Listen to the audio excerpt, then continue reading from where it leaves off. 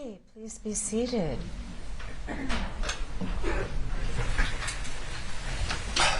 Mr. Frank, you may cross.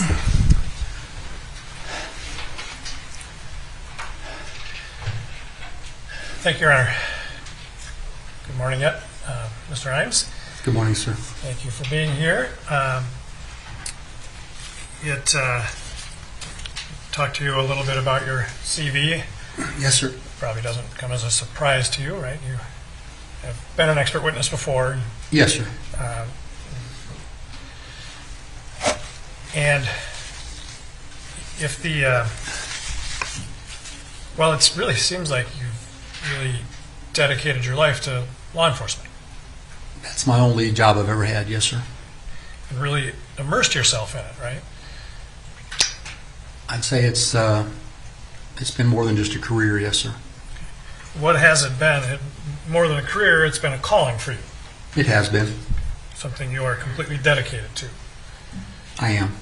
More than a 40-hour-a-week job? For certain. In fact, we know from, for instance, in your CV, your resume, there's a section where you talk about, I think the title is Operational Experience. You recall that section? Yes, sir. And you talk in there, I think that's about while you were working for the Springfield Police Department? It may include some other times, but mostly SPD. Yes, sir. Okay. And there was, you talk in there a lot about the work you did during that time period and all of the different things you were able to do as a police officer while working in that capacity, correct? Correct. Yes, sir. But even during that time, you were not just working for the Springfield Police Department, you were going out and doing other speeches, conferences, working in law enforcement for other agencies, consulting, correct? For the U.S. government, yes, sir. For other entities, correct. Yeah. In fact, during 2001 to 2007, which is the time when you were a major and a commander at the Springfield Police Department, right? Yes, sir, I was. During that time, with all those responsibilities, you also traveled really kind of all over the world to do other events for law enforcement agencies. Yeah, yes, the city of Springfield, not unique to the city, but they decided in the early 90s to partner with the Department of State. We sent 27 officers to Haiti in '94 to assist in creating their national police force. So our department and city were committed to allowing us to participate in things that seemed to be in the interest of the government. So yes, sir, I had that support. If you hadn't had it, you couldn't have done it. Well, thanks for offering that extra bit. I just simply asked you if you'd done a lot of that, correct? I didn't ask you about the other officers, right? That's true, you didn't. Okay, so what you did during that time period, for instance, 2001 to 2007, in 2001 you went to Canada to speak at a Chiefs of Police conference. Probably more than one, but there may be one reference there if it was significant, yes, sir. Okay. In March of 2002, you went to Asia to speak for the Department of Justice. You said Asia? Yep. Okay, Indonesia? Is that what it says? I just don't recall the Asia. I mean, I don't think I would have been that general on my CV. It probably was Indonesia or East Timor.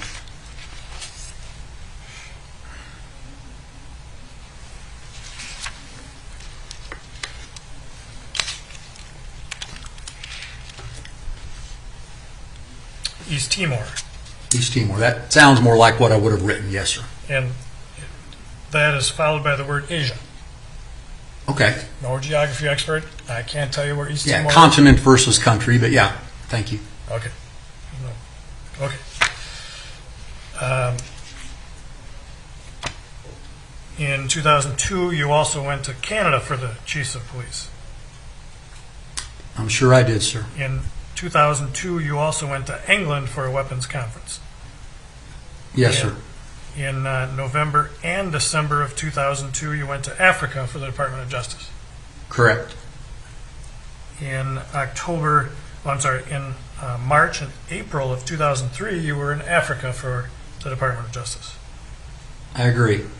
In October of 2003, Scotland for a weapons conference. Yes, sir. November of 2003 in Jamaica for a conference from the Police Executive Research Forum. Correct. Law enforcement agency, correct? It is, like the IACP, but for bigger agencies, yes, sir. England in 2004, February of 2004. Correct. In 2004, in June and August, you were in Greece for the Olympics. I was. And in March of 2005 in Yemen. Correct. June of 2005 back in Canada. Agree. July of 2005 back in Yemen. Yes, sir. May and June of 2006 in Uganda. Correct. June of 2006 Tanzania. October of 2006 England. October of 2006 Ireland. Sounds correct. Those are all for law enforcement purposes. Exclusively, yes, sir. And that was just what you did in those years while you were a commander at Springfield. Correct.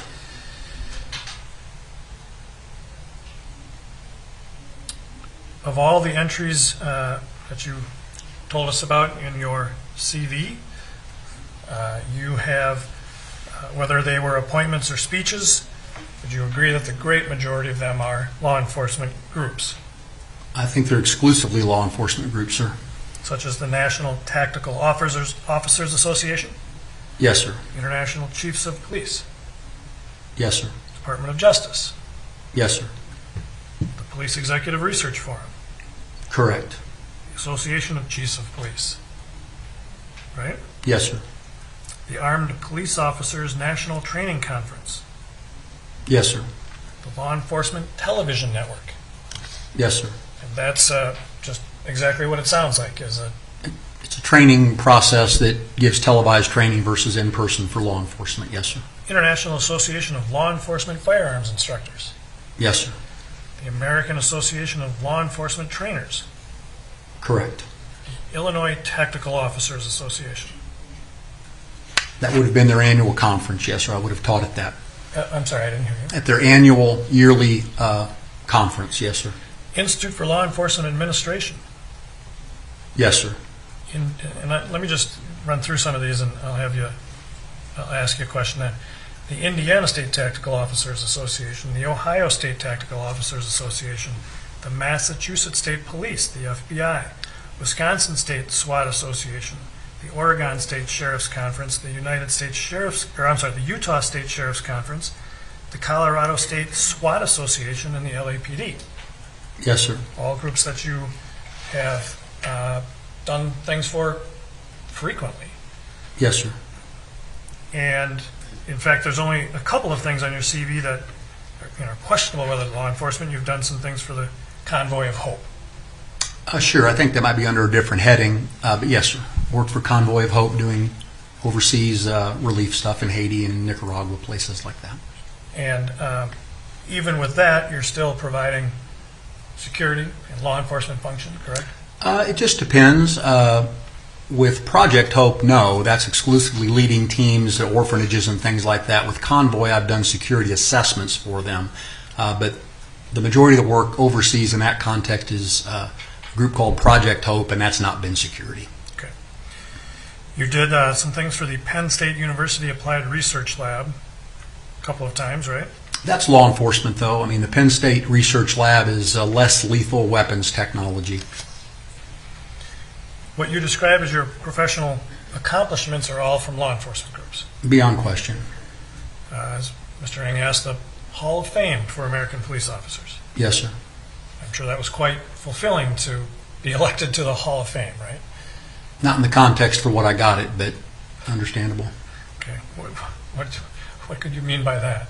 It involved using deadly force against a person, and I didn't ask for that award. Then, the Board of Directors of the National Tactical Officers Association. Yes, sir. Police Chief Magazine.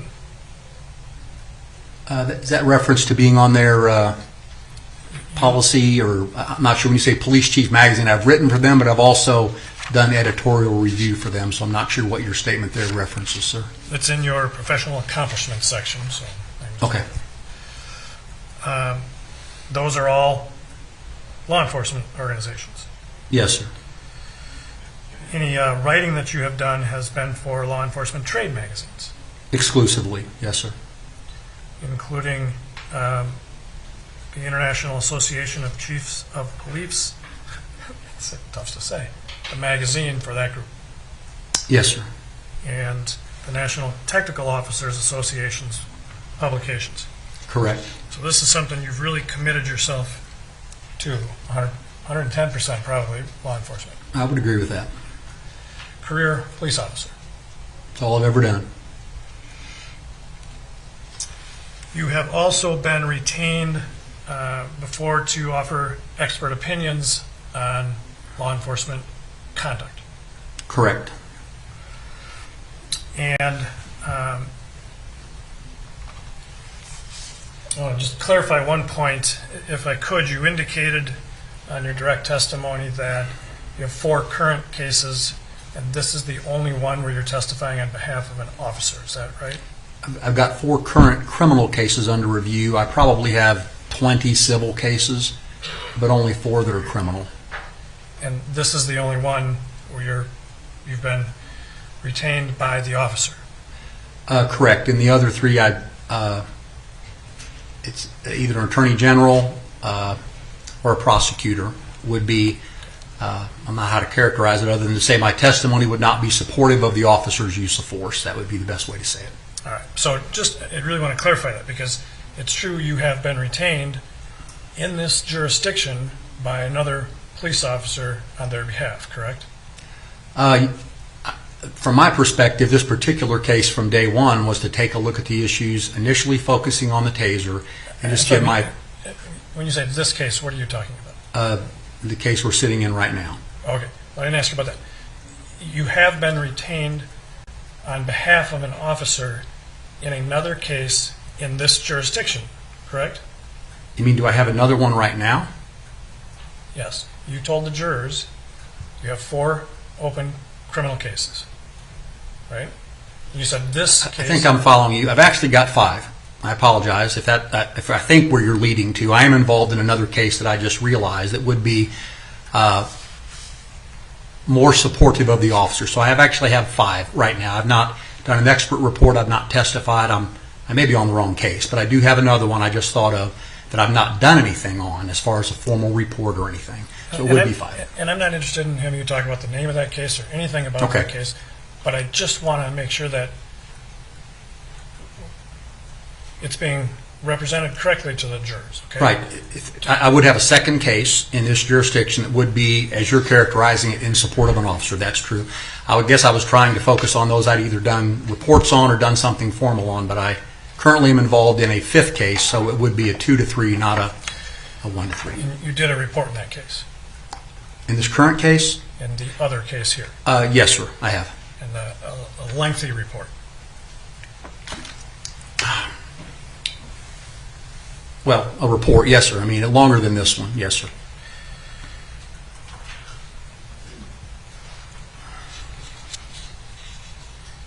You have testified in court on a number of occasions as an expert witness. Yes, sir. These facts of being retained and having testified really not described in your CV, are they? I couldn't hear the last part of what you said, sir. They're not described in your CV, your resume, are they? In my report? In your resume, your CV, your curriculum vitae that Mr. Eng asked you about. I don't understand the question, sir. I'm not hearing something, apparently. I've been asking you questions about your CV, which is for the Latin term curriculum vitae. Yes, sir. I assume it's Latin. It's a fancy word for resume. Yes, sir. In that resume, you've listed a lot of your experience and your accomplishments and your awards and your trainings, right? Yes, sir. But you don't list in there how many times you've been retained as an expert. I don't think in my CV, no, sir, at all.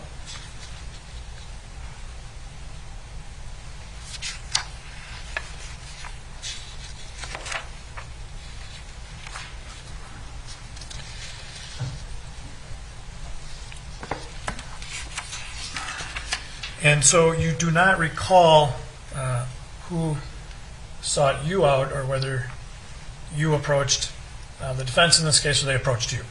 No, I don't think I approached anybody that I can recall ever that I can recall. I had a prior case with Mr. Eng, and I'm thinking the two overlapped. I just don't have a perfect recall of how we got together. Okay. And you are doing this for free because somebody's liberty is at stake. As I do in every criminal case, yes, sir. And that's pretty important. It is to me. You indicated in your direct testimony you like to get paid, but you're doing this for free, correct? I think like most people, you like to get paid for your labor, but some things are more important than money, so that's the decision I made, right or wrong, a long time ago. You have indicated you have 43 years of experience in law enforcement, correct? Continuous commission, yes, sir. You have been doing at least 25 years of evaluating police officers' use of force. I think that would be fair. It didn't really begin until I was a supervisor, so late 80s, yes, sir. And you have testified as an expert, been retained to offer opinions. Many times, yes, sir. You are familiar with the constitutional cases on police use of force. I am. I mean, I'm not an attorney, but I'm familiar from a police perspective, yes, sir. And you try to teach those concepts to others. From a police perspective, yes, sir. Not a legal perspective, but a police perspective.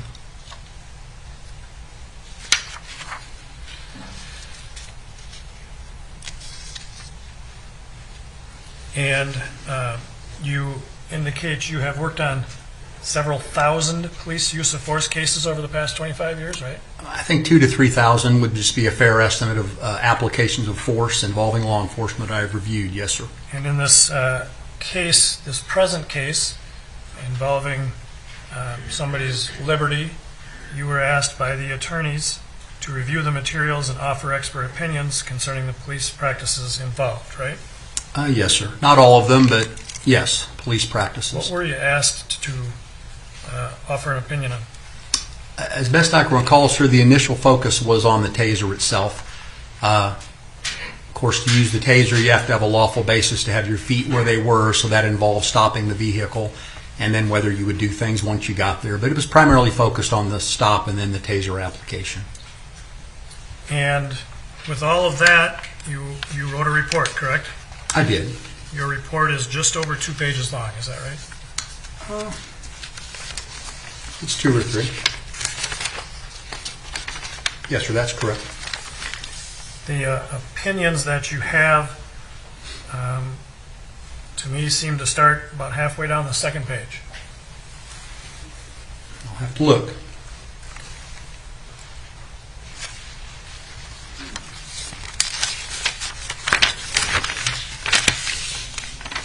Yes, sir.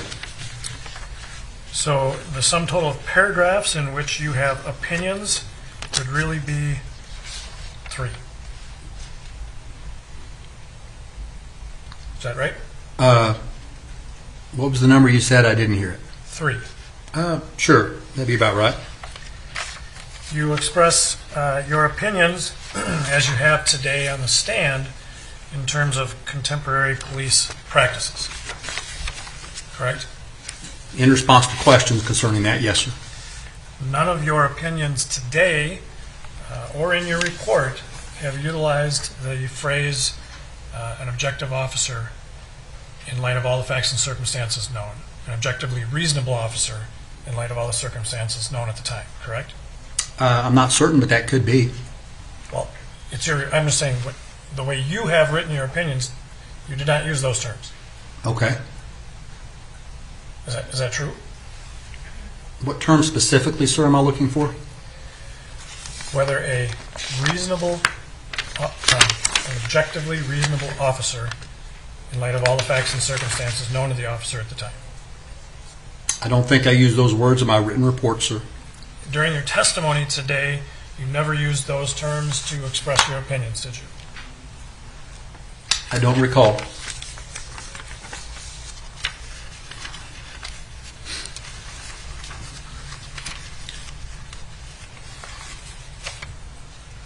Well, I recall and I don't believe you ever used those terms for your opinions. The only time you used it was a reference to a Supreme Court case, correct?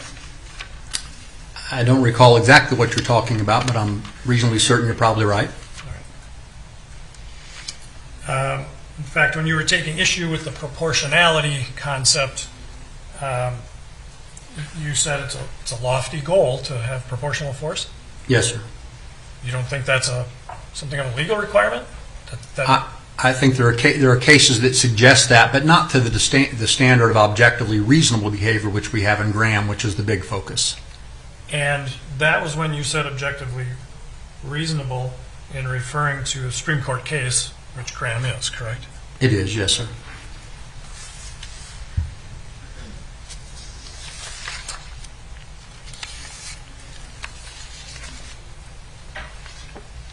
Mr. Imes, do you have a copy of your report with you? I do. Did you actually write this report? I did. Okay. Did you write it before reviewing all of the materials? I would have written it long before I reviewed anything last week. So I wrote it after I looked at the case that was supplied to me on flash drives. Okay. But certainly I learned things last week that would not apply to that report. All right. And you have a copy with you? I do, yes, sir. Your Honor, may I approach the witness to take a look at that? May I look at your copy? Sure.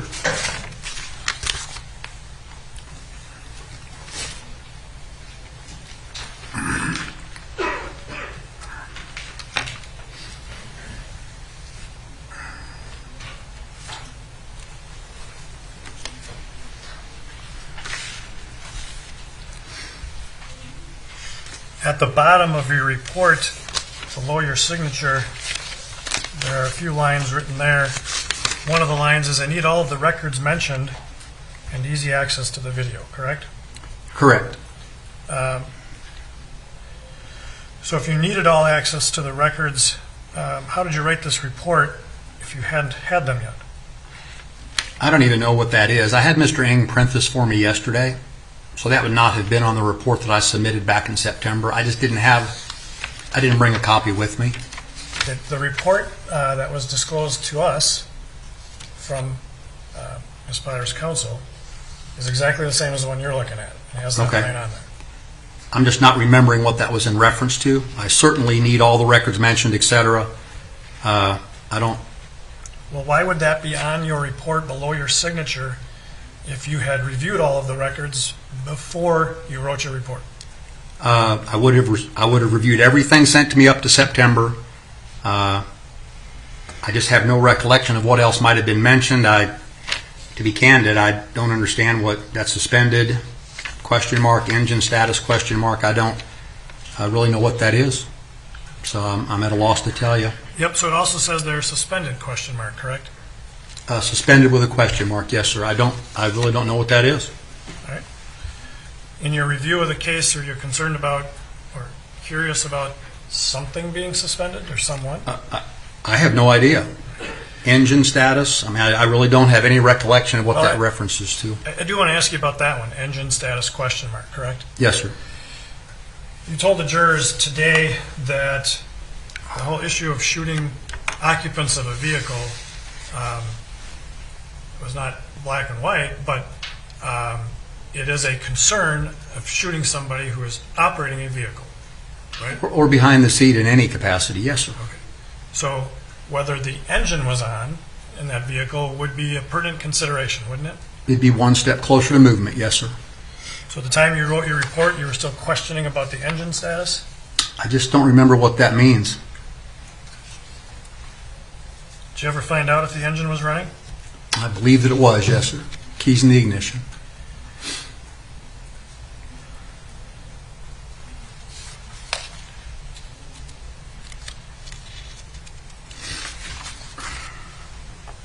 In your review of the body-worn camera videos, all Mr. Wright had to do was put it in gear to drive off, correct? I'm not sure exactly how that vehicle works with brake and gear, but pretty close to that. That would be it. Well, I think all vehicles require a foot on the brake to put it in gear, right? I don't know. Okay. Fair enough. At the time of the shot, Mr. Wright's feet were on the driver's side floorboards, correct? From my understanding of the video, yes, sir.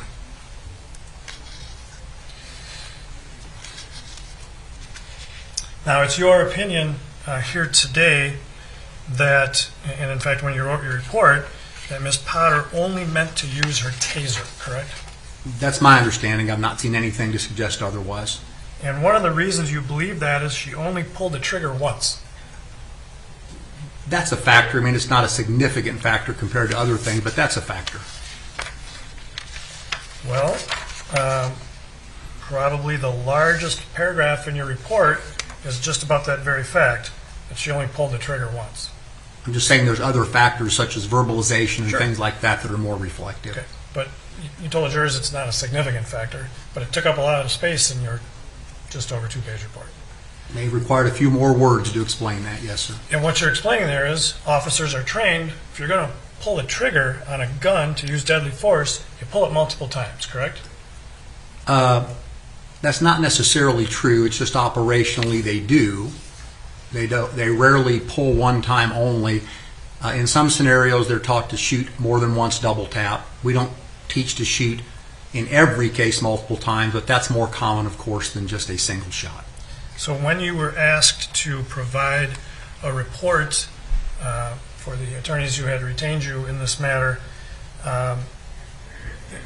you pointed out here that the number of times she pulled the trigger was a factor to consider, right? Yes, sir, that's correct. And what you wrote is police firearms training nationwide generally involves rapidly pulling the trigger multiple times, and discharging rounds is necessary to stop a suspect's threatening behavior. Generally, as I said, yes, sir. Not in every case, but generally. Right.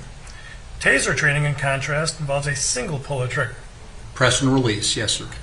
So that was a fact that you put right up front in your report in your analysis of your Yes, sir. conclusions. And, I mean, as you sit here today, as an expert, you agree that an officer's use of force is evaluated by the reasonable officer standard. That's a segment of it, yes, sir, in the Graham case, the reasonable officer standard, correct. But really for you, it's police practices and training. That's been the focus of your entire career, is training police officers. Well, the reasonable officer standard is not some magical component of a police officer. It is the fruit of their training, their organizational culture, policy. They just don't raise their hand and get commissioned and become reasonable. We teach them. We try to prepare that. So, But your perspective, your entire career has been devoted to training officers in their practices and conduct. to be reasonable, yes, sir. All right. So you must agree then, by pointing out the number of trigger pulls, that an officer's actual conduct can indicate what a reasonable officer knew at the time. It would be one indicator, not necessarily everything, but certainly. So you would have to agree then that because Ms. Potter only pulled the trigger one time, as with a taser, there's no reason to believe that a reasonable officer in her position at the time believed that shooting her gun was a necessary use of force. I think I understand you're asking whether at the moment she fired that. I don't think I should try to interpret that. Could you just say it again, please? Sure. You would agree that because, you pointed out the number of trigger pulls, I did. and you did that to support your opinion that she did not mean to shoot her firearm, she meant to use her taser, It indicated less likely, yes, sir. and indicated the use of less lethal force. Correct, yes, sir.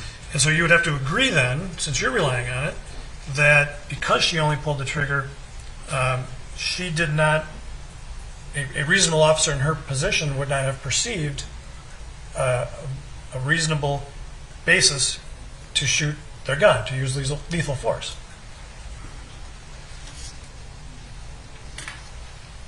Well, I guess I don't know.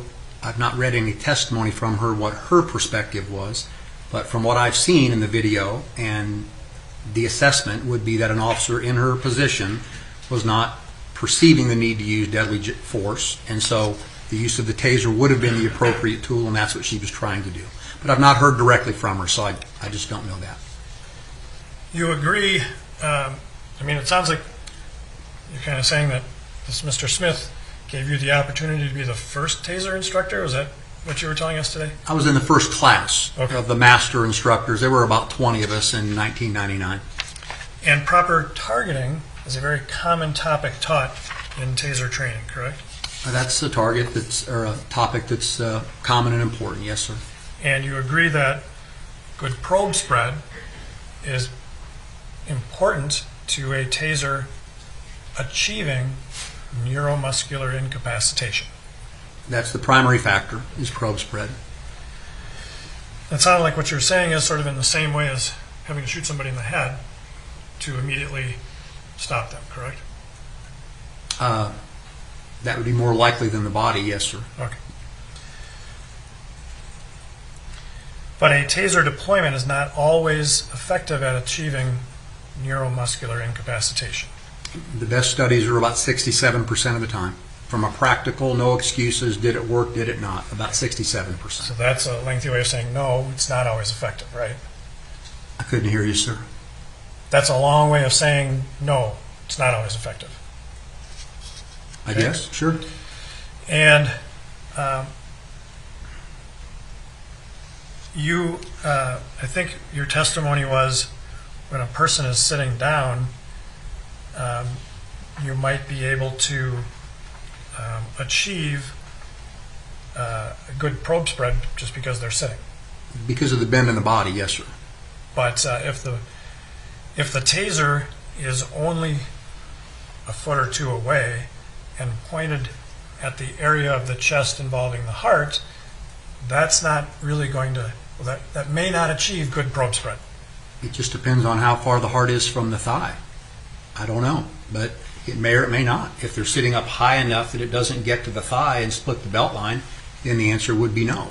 But if an officer is trying to achieve that total neuromuscular incapacitation immediately, that's an important consideration, isn't it? It's the key consideration for the taser to work, yes, sir. And you agree that one of the purposes of the taser verbal warning is to alert other officers. It is. And to let go of the suspect, subject, whatever term you want to use. I can tell you from a training, do you want me to just answer yes or no or to explain stuff? Go ahead, tell me. From a training perspective, the answer could be yes or no. The warning is designed for a number of things. One significant factor is there's been a concern about officers perceiving the pop as a gunshot and somehow reacting inappropriately. So that's one issue. The second is to make sure you're generally out of the path of the probes. If the officer saying that is there and I'm between you and that suspect, I would want to move.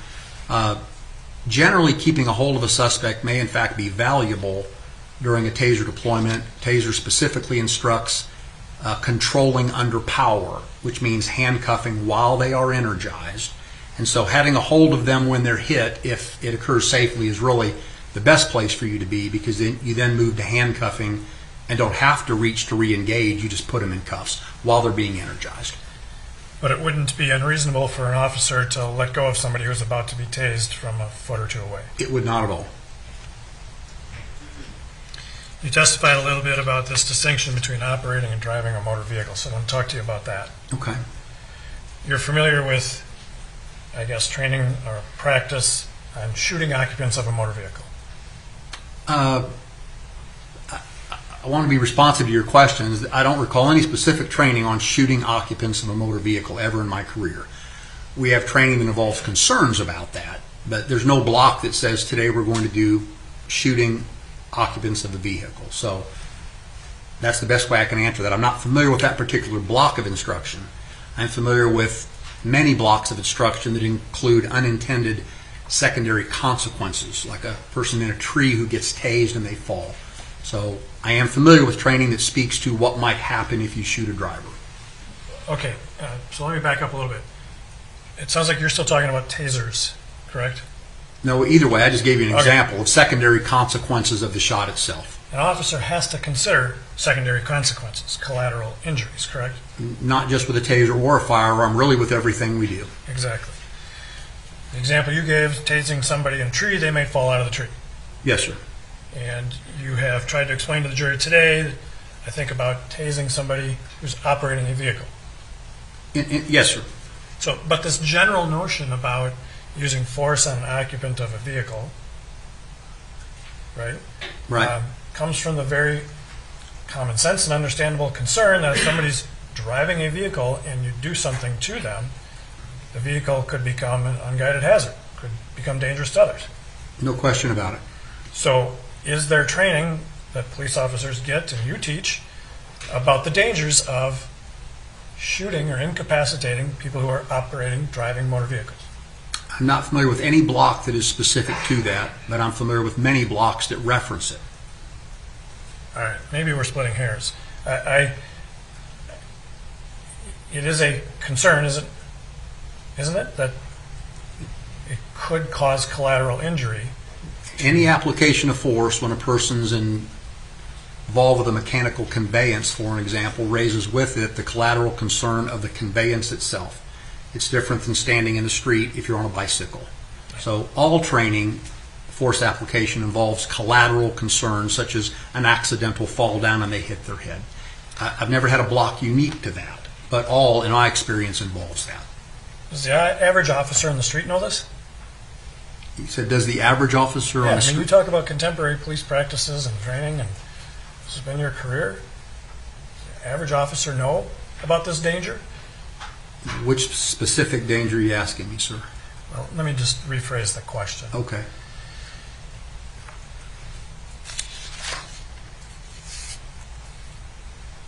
Did you review Brooklet Center Police Department policy about shooting into motor vehicles? I don't recall. So you're not familiar with the policy that Ms. Potter would have been subject to as a Brooklyn Center police officer? I'm just saying I don't recall it, sir. In that policy, it talks about discouraging, I'll be kind with my words, shooting at occupants of motor vehicles. Okay. Now, would you agree with me that the reason for that is the potential for collateral injury when you disable the person driving the motor vehicle? I just have to have you hand me the policy and let me read it to get the context. I don't remember it, so I just can't tell you. But that general concept, do you agree with the general concept that that's the concern, is the risk that causes? The greater risk that comes to my mind in the question you're asking would be concern about people close by, not the person driving off. So in the absence of reading the policy that apparently expresses the concern you're saying, I'd be guessing to tell you what they're trying to communicate to her in that policy.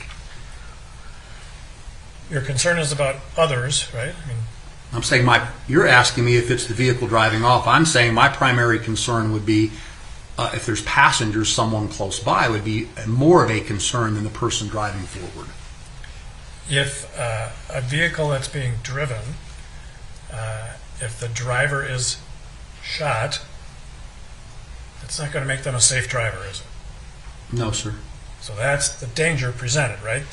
Not only are you shooting that person, but you're putting others at risk because you've got a vehicle that's moving that could harm somebody.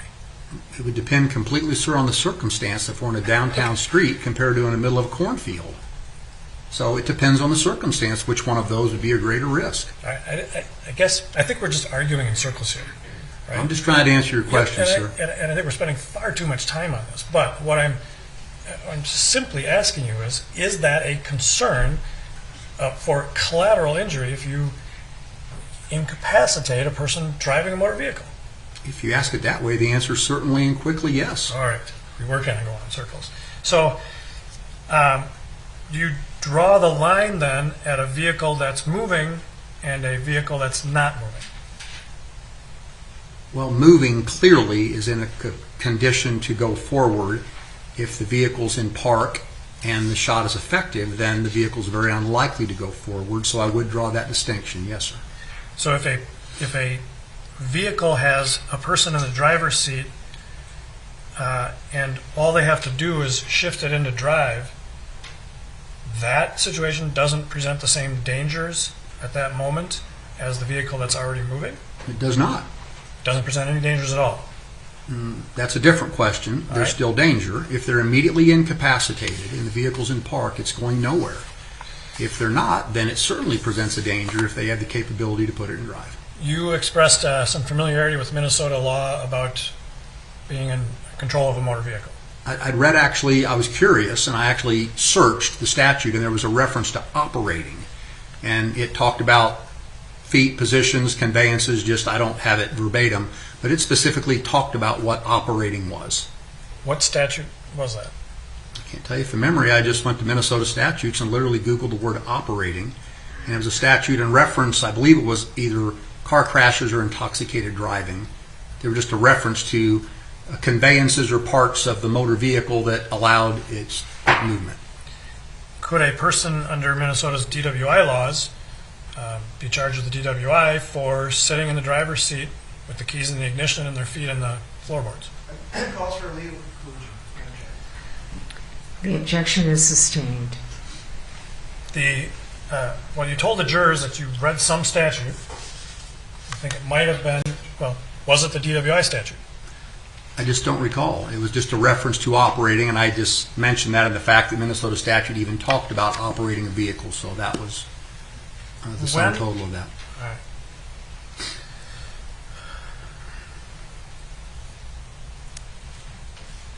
In your report, you used the term operating/driving, correct? Yes, sir. Then you went on to use, in the next sentence, operational slash driving condition, correct? Yes, sir. If you're drawing the line only at a vehicle that's moving, why did you feel a need to, in your just over 2-page report, add the term operational to that? Why didn't you just say moving or driving? I don't recall. Well, could it be that you actually did realize a person who is in a position to drive a vehicle, just simply all they have to do is put it in drive, presents the same kind of concern an officer must consider when they're going to use force on that person? That would not be true because it's not the same concern driving versus in a status ready to drive. It's not. Not the same concern, but a concern. I've not disputed that, sir. That is significantly concerning, but not the same. And not a sufficient concern in this case when Mr. Wright is sitting in the driver's seat. I'm having trouble hearing the question, sir. Not a significant enough concern for you when Mr. Wright was sitting in the driver's seat with the engine running. I don't understand the question. All right. What are you asking me? I will ask you.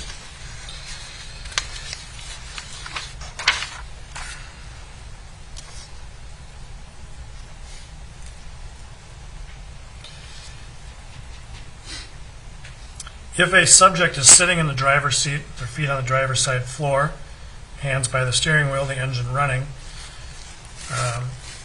should an officer take those facts into consideration when deciding to deploy a taser on that individual?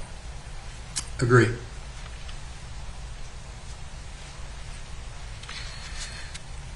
Isn't this particularly true if giving the verbal taser command could cause officers to let go of that individual? It would certainly give that individual a little more time. Yes, sir.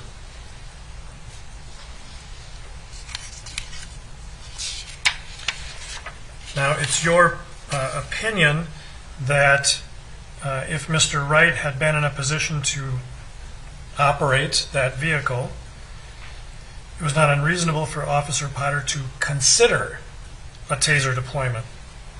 Agreed. You used specifically the word consider. Agreed.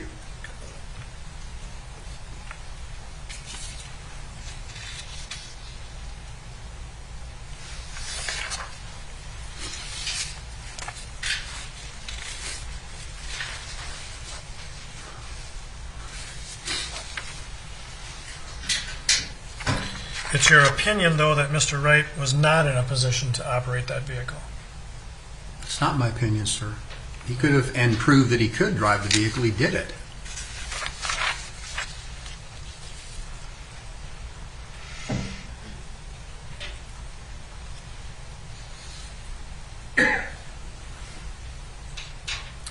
In your report, you state, in the immediate case, Mr. Wright was not operating or driving the vehicle when the taser attempt was appropriately initiated. Correct. So is it your opinion that he was not in a position to operate or drive that vehicle? He was in a position to operate it. He wasn't operating it at the time. That's my opinion. Now, again, you have all this law enforcement experience, 43 years, correct? I do. Several thousand police use of force cases over the past 25 years. Correct. Right. You have been retained as an expert in civil and criminal matters I have, sir. and testified. Right? I have, sir. You understood immediately upon being contacted about this case that an officer had shot and killed a man, correct? I was aware of it, yes, sir. And her attorneys asked you to offer an opinion regarding the police practices involved, correct? With the primary focus on the taser. That was our discussion, but the police practices involved with a focus on the taser. Did they limit you to just the taser question? Objection. With product, the objection is sustained. Your Honor, may I be heard on that? Yes.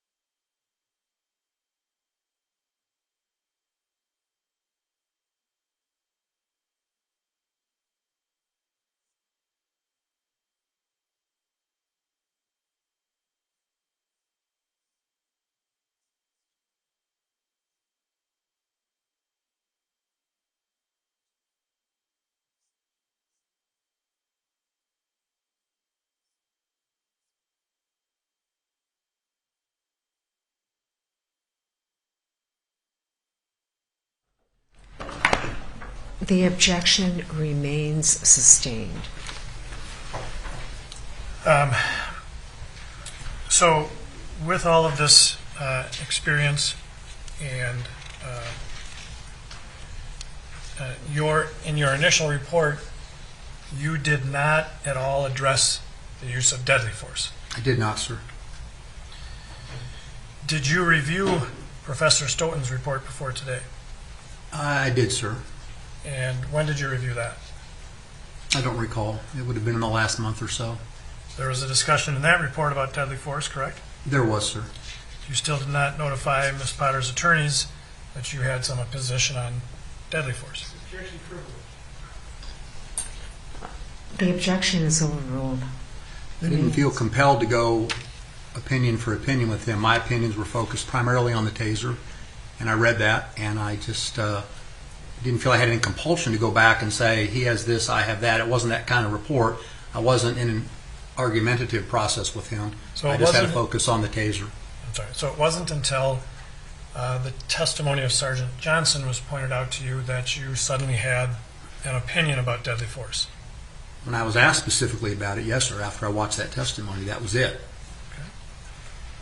And so it was counsel that approached you about providing a deadly force opinion based on that testimony. After the testimony last week, yes, sir.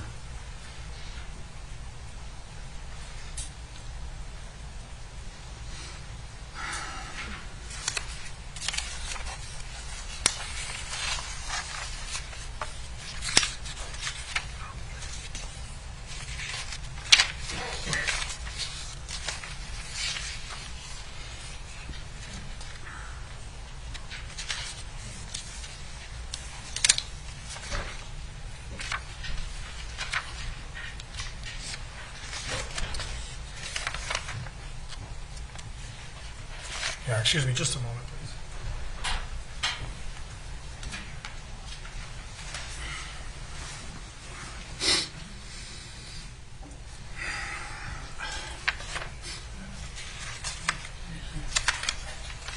And you met with counsel before testifying today, correct?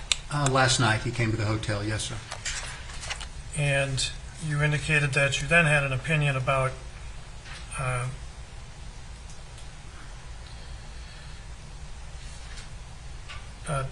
the use of deadly force, correct? No, it's not last night. It was whenever the testimony occurred last week. I didn't see it live. I don't recall whether it was an email or a call, but he then said, hey, I want you to watch this testimony and give an opinion concerning the use of deadly force. The sergeant has introduced this. And, I mean, we talked about it last night, but that wasn't the first time. All right. And is it true that all you said last night was, given Sergeant Johnson's testimony, deadly force was appropriate? Is that all you told them about your opinion? Are you talking specifically last night in lieu of any other conversation? Correct. Objection privilege, what he told us. All right. I'm going to let you go a little further. Okay. All right. You may answer. You may re-ask your question. Is all you told them last night, given Sergeant Johnson's testimony, deadly force was appropriate? I just don't really recall exactly. I think I would have said a lot more than that. Your Honor, may I approach the witness? Yes.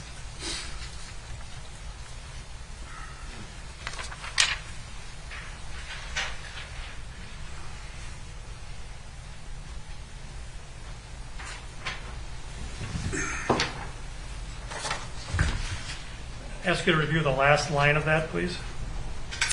Right. It looks like Mr. Ng writes, given Sergeant Johnson's testimony, deadly force was appropriate.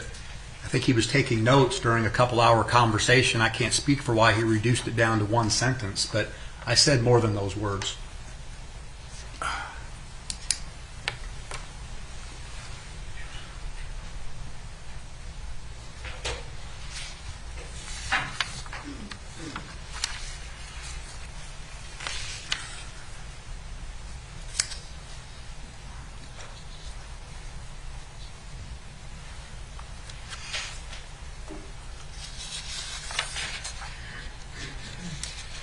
Now, Sergeant Johnson did not testify about a reasonable officer in Officer Potter's position, did he?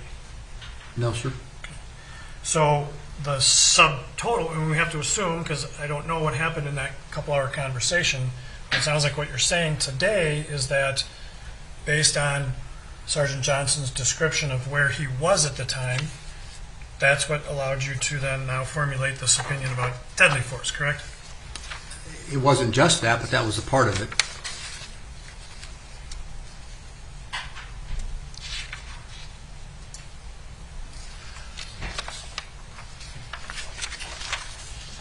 Even at, well, when you were asked to do the review you did, you had full access to Sergeant Johnson's body-worn camera. I did, yes, sir. And you had access to the dash camera from Officer Lucky's squad car. I did, sir. And you had access to Officer Potter's body camera. Correct. And Officer Lucky's body camera. Correct. And you also had the written reports from those, from Lucky and Johnson. I did, sir. And the opinion you formed after reviewing that, based on your training and experience, was that Sergeant Johnson was leaning into the car from the passenger side. Correct. And today, Mr. Ng asked you to agree that Sergeant Johnson was half in and half out of the car. I don't recall him asking me to agree to that. I mean, I've seen the sergeant's testimony. I can't tell you exactly where he was. He was probably more out than in, but he didn't ask me to agree to that. And so this fact that you claim from Sergeant Johnson's testimony, that was the first time you thought deadly force was appropriate? Which fact are you saying I'm claiming? Well, when Sergeant Johnson testified about his position. Correct. And that only happened here during trial. It never occurred to you before trial. I didn't assess this from a deadly force perspective in Sergeant Johnson. As I've said, I looked at this case initially and almost exclusively from the key factor from my perspective in my initial assessment, which was the issue of taser, a decision to use, and manner of use. I wasn't looking at it from a deadly force perspective, and so I wasn't trying to opine on every facet of this entire case. The crux of the case is the issue of the taser. And that changed when I was asked.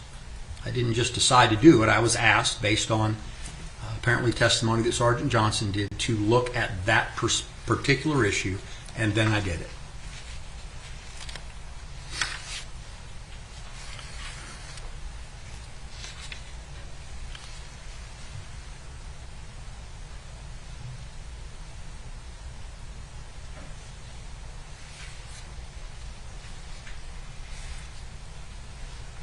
Your Honor, I would like to show the witness Exhibit 63.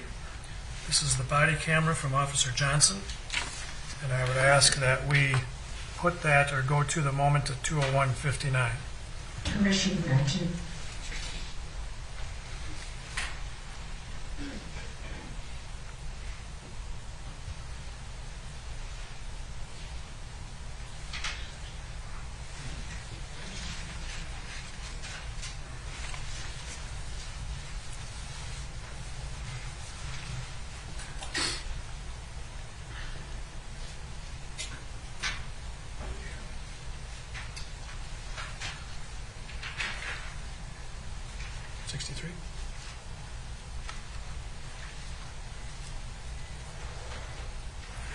You can put it on.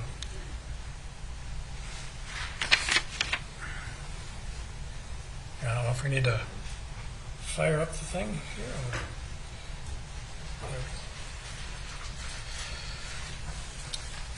At this time, you would agree that this is the time, from your review, this is the time when Officer Potter is saying she will tase him. You would agree here that Sergeant Johnson has his hands on Mr. Wright's right arm, correct? Yes, sir.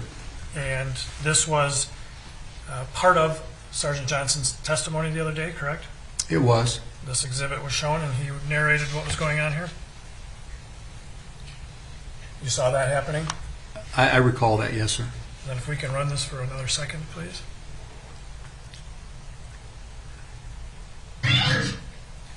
You agree that at 2:02:00 here, we can hear Officer Potter saying taser, one of the three commands taser in the background, correct? I think so. And here we see Sergeant Johnson's feet on the ground and his hands holding Mr. Wright's hand Yes, sir. over to the right side of the passenger side of the car. Correct. Clearly not half in or half out, is he? Sergeant Johnson, I mean. Well, I don't know how you would classify exactly half, but as I think I just testified to, probably more out than in is what I said a moment ago.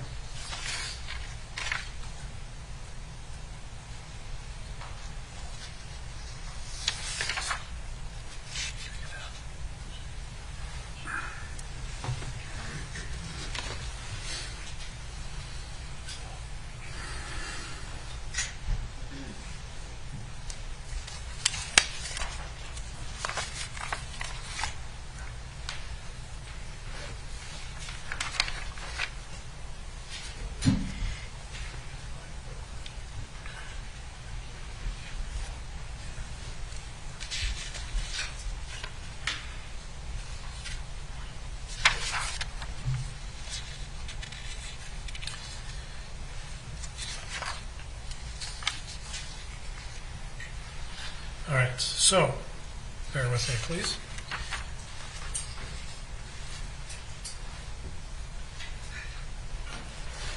You testified on direct that when there is a warrant, an officer has to make an arrest. That may vary by state statute, but in my opinion, yes, sir, that's an order from the court. Well, you told us about a Missouri statute, right? I did reference my state. I'm just saying it may vary some by state, but I think that is an order from the court, yes, sir. I'm not disputing you that a warrant authorizes an arrest. I'm not disputing that at all. But you said it was a mandate. It is in my opinion, yes, sir. I don't see anywhere on there as a suggestion that says an officer is to arrest. And, but in making that arrest, officers still have to use reasonable force, correct? Certainly. Can't just shoot somebody because they decide not to cooperate with being arrested. And I didn't hear the question.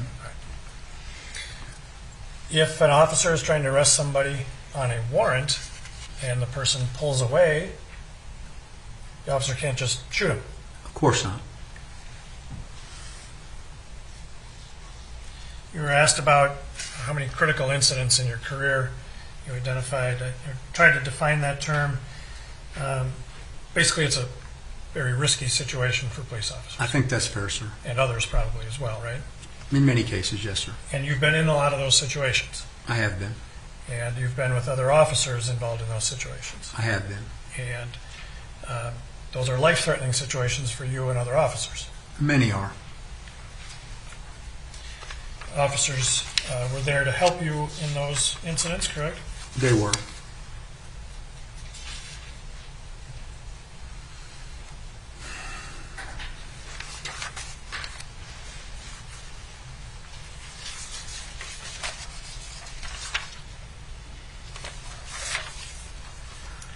You testified on direct that you got some material, but you didn't review all of it before writing your report. Is that what you Correct. did?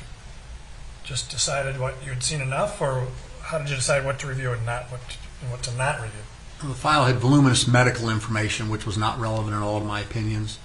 Not that I decide I have enough. I just try to commit time and energy to things that make sense for my opinion. And so then you also testified that a warrant for a gun violation could make an officer more alert about potential danger, correct? It should, for certain, yes, sir. Certainly don't dispute that with you, but could that include something like when approaching that person, unsnapping your firearm holster to make it more accessible to you quickly? It may for some officers, based on their training and experience. For most, the answer is no, but it may.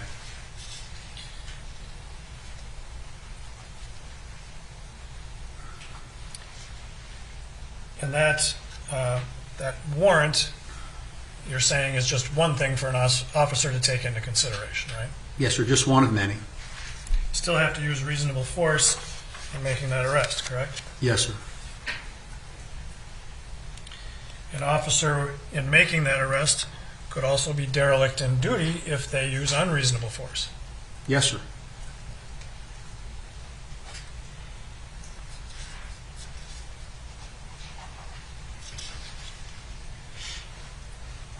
You testified about, I think the terms you used were initial scuffle. Do you recall using those terms? Yes, sir. But it's true that nowhere in the body cam videos does it appear that Mr. Wright has assaulted any of the officers. I didn't say he assaulted anyone, sir. I said there was a physical scuffle and he got back in the vehicle. He struggled to control.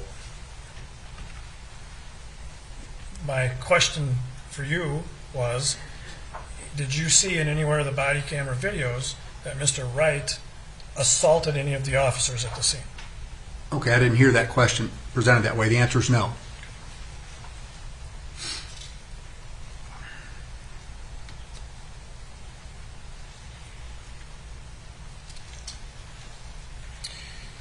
You talked about body cam videos and the perspective of those, and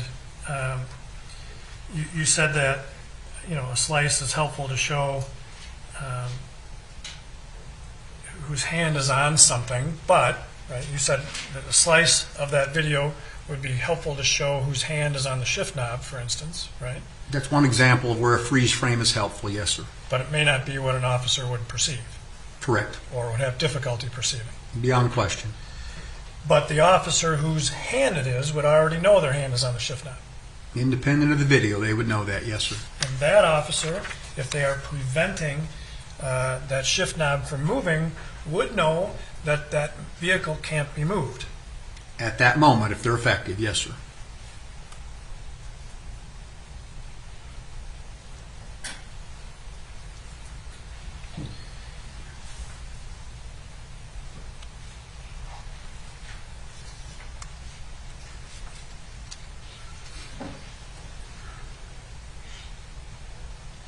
Now, you told the jury that the model taser policy is one that you wrote up, correct? I authored the 2007 iteration up to about 2018 for IACP, yes, sir. And did you review Brooklyn Center's taser policy for this I case? did. It's not your policy. It's not the one you wrote. No, it's not the IACP model policy, it's their own policy.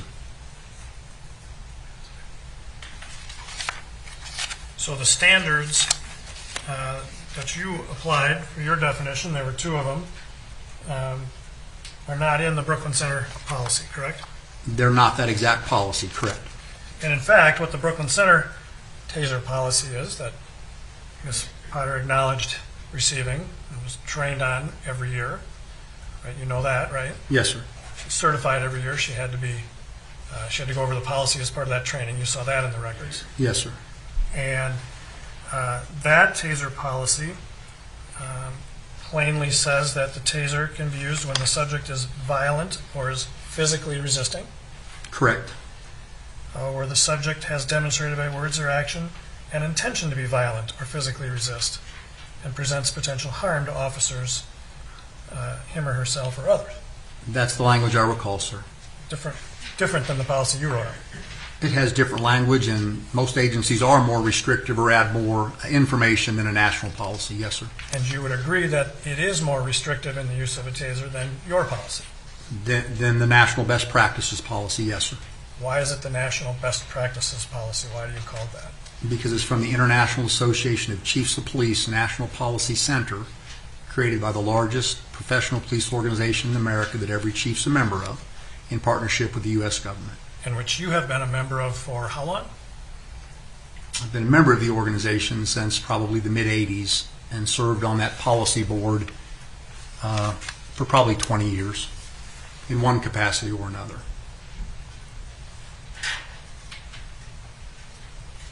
You took issue with Professor Stoughton's explanation about probe spread, right? I just disagreed with it. I'm sorry, I didn't hear I you. just disagreed with it based on what I know about how tasers work. Okay. You talked about the Taser 7.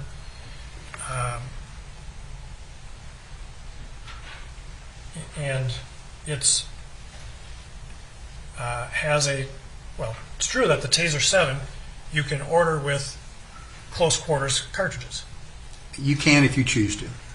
And you were telling the jurors that this Taser 7 now has a close quarters cartridge that makes it more effective close up. It spreads further if you have that cartridge, yes, sir. But at, of course, 1 to 2 feet, it's still not going to spread much, is it?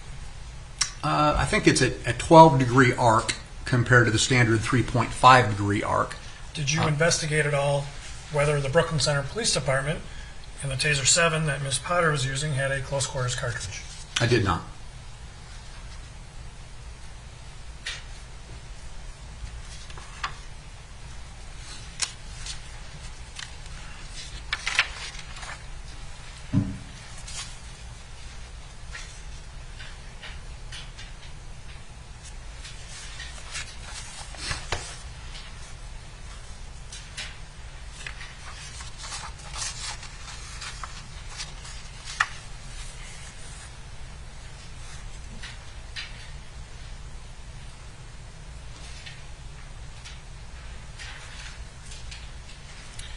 And I'm sorry, a little bit out of order, but we were talking earlier about the testimony of Sergeant Johnson. It was suddenly very Yes, sir. important to you during the trial,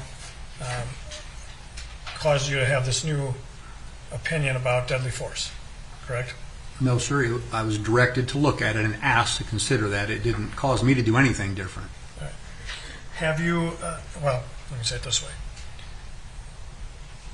You have not in any way tried to assess whether a reasonable officer in Officer Potter's position would have been aware of Sergeant Johnson's position at the time she fired her handgun into Mr. Wright. I have not.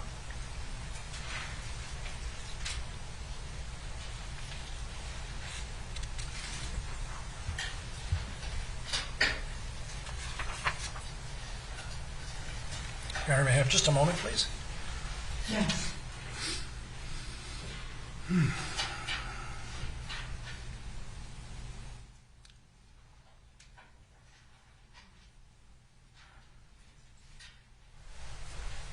That's all I have, Your Honor. Thank you. Okay. Mr. Amy, you may proceed with redirect.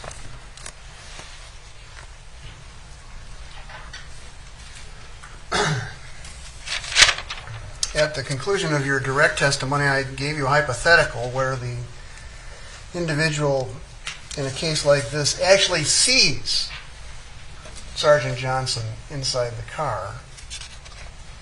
Yes, sir. Does that change your opinion as to whether or not deadly force could have been used by that individual? My understanding in our discussion last night and today, I was just caught off guard by reading what was handed to me, was that was what we talked about was a hypothetical. Right. If it's assumed an officer in this position was aware of that set of circumstances, and that was the basis for my opinion. Yes, The sir. opinion was that If that officer perceived that that fellow officer was in immediate deadly jeopardy of being drugged, then the answer would be correct. Deadly force would be justified. and that would be in accordance with the objective reasonable officer standard that we've talked about earlier today. In my opinion, it would be, yes, sir. What would have happened to Sergeant Johnson or Sergeant Lucky if Mr. Wright had put his car in reverse? Objection, Your Honor. Scope. Speculation. The objection is sustained.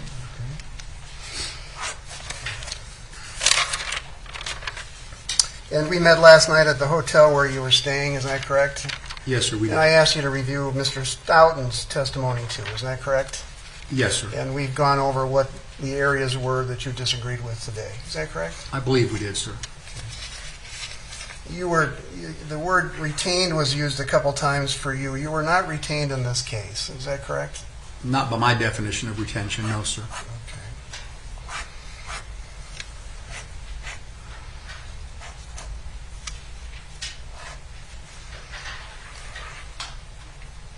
Is it a violent felony to flee a police officer by accelerating a car away from them with a passenger in it? No objection? Objection. Scope. The objection is sustained.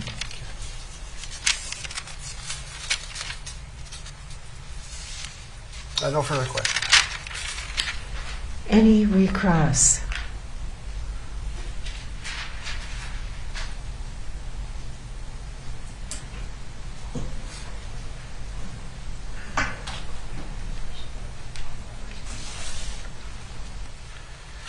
Just want to make sure I understand what you're saying. What was discussed last night, first of all, is not included in that memo, that email I showed you, correct? That 7 or 8 words reduced down, apparently, that Mr. Ring said did not capture what was talked about in the entirety, no, sir. But what you're saying here today, telling the juries, is if there was a hypothetical where the person knew that Sergeant Johnson was in the car. That's exactly how I characterize it back to Mr. Ing. If it is assumed this set of facts, then my opinion would be that deadly force was justified. So you're not offering an opinion about the actual facts of this case, you're just offering a hypothetical. I don't know the actual facts in this case. I've not heard Officer Potter testify concerning that, so that's correct. Have you examined other facts in the case to determine that without regard to Officer Potter's testimony? No, sir. I don't think I understand exactly what you're asking, but the answer is no. So, for example, you use the number of trigger pulls to reach some conclusions about whether she meant to shoot a taser or a firearm. It is. The objection is sustained. And it's been asked and answered as well.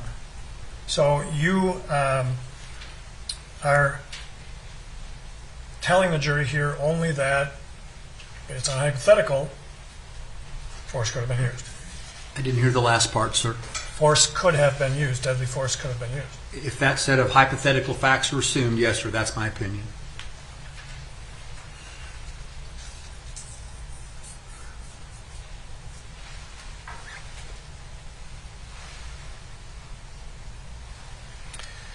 But really the question regards whether a reasonable officer in the position that Officer Potter was in, correct?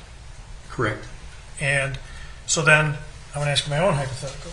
You would agree that if an officer in Officer Potter's position was not aware that Sergeant Johnson could not have exited that vehicle, deadly force would not have been reasonable. That would not be consistent with my hypothetical, so I agree with you, sir.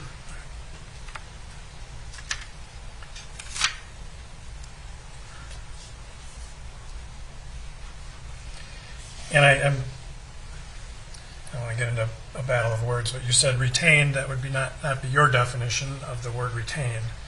You have not accepted payment for your work, correct? Correct.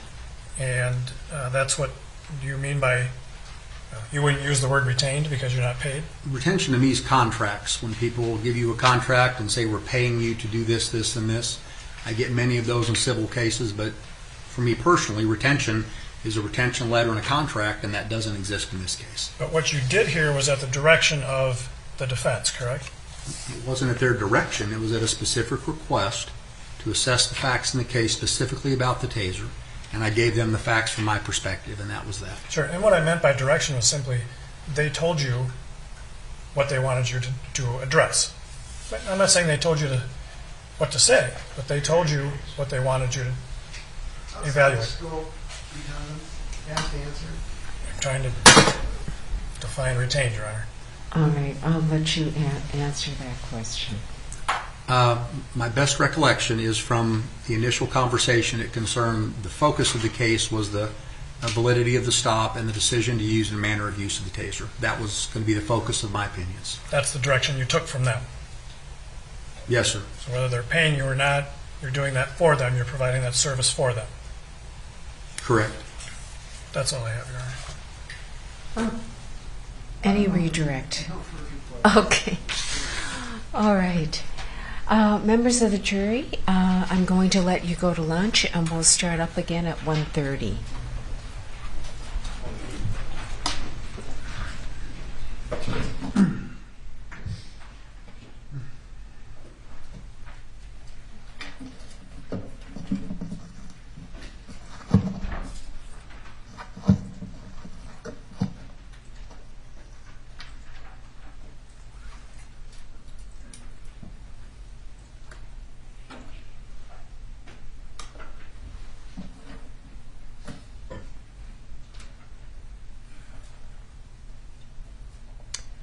Okay, you may step down. Thank you.